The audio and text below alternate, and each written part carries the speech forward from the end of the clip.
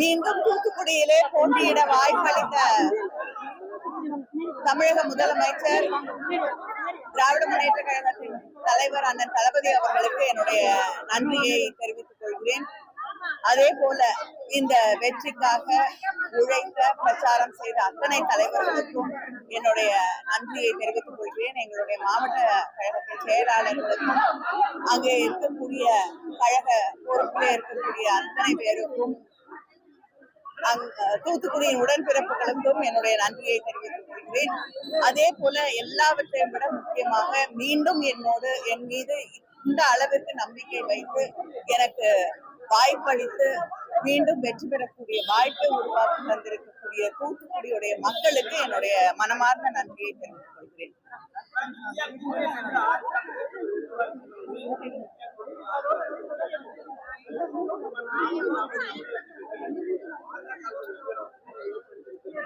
தமிழகத்துல பாஜகவுக்கு இடமே இல்லை என்பதை இங்க தாமரை மலராது அப்படிங்கறத மிக தெளிவாக தமிழக மக்கள் தெளிவுபடுத்தி இருக்கிறார்கள். அதனால நிறைய பேர் கனவோட இருந்தார்கள். அந்த கனவெல்லாம் தெளிவாக்கப்பட்டிருக்கக்கூடிய ஒரு சூழலை தமிழ்நாட்டிலே நாம் பார்த்து கொண்டிருக்கிறோம். நிச்சயமா ஒவ்வொரு இந்தியனும் இங்கே எதிர்பார்ப்பது போல ஆட்சி மாற்றம் வர வேண்டும் என்பதுதான் என்னுடைய எண்ணமும். ஆனால் இன்று மாலை இந்திய கூட்டணி தலைவர்களுடைய கூட்டம் இருக்கிறது. அங்கேதான் எல்லா முடிவுகளும் எடுக்கப்படும்.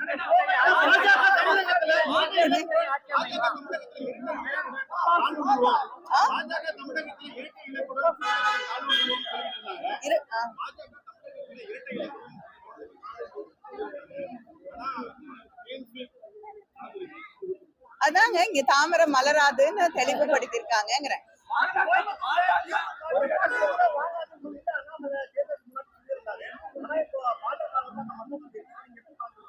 இல்ல, அவர் அடிக்கடி என்ன பார்த்து ஒரு கேள்வி கேட்பாரு, கனிமொழிக்கு என்ன தகுதி இருக்குன்னு. இரண்டாவது முறையாக மக்களால் தேர்ந்தெடுக்கப்பட்ட ஒரு பிரதிநிதியாக நான் அவருக்கு பதில்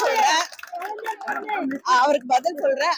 அதை கூட அந்த தகுதியை கூட இல்லாத ஒருவர் பிஜேபியோட தலைவராக இங்க நீடிப்பது அந்த கட்சிக்கு நிச்சயமாக நல்லதில்லை.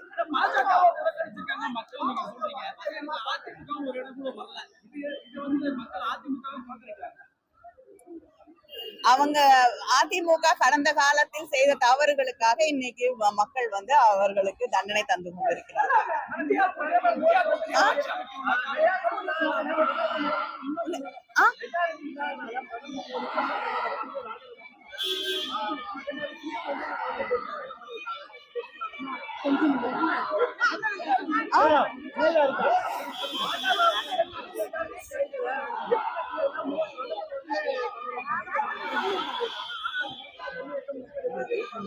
இல்லைங்க, பிரதமருக்கே முதல் 4-5 சுற்றுக்கள் பின்னடைவு இருக்கக்கூடிய ஒரு சூழல்ல இந்த தோல்விக்கு தார்மீக பொறுப்பேற்று அவர் பதவி விலக வேண்டும் என்று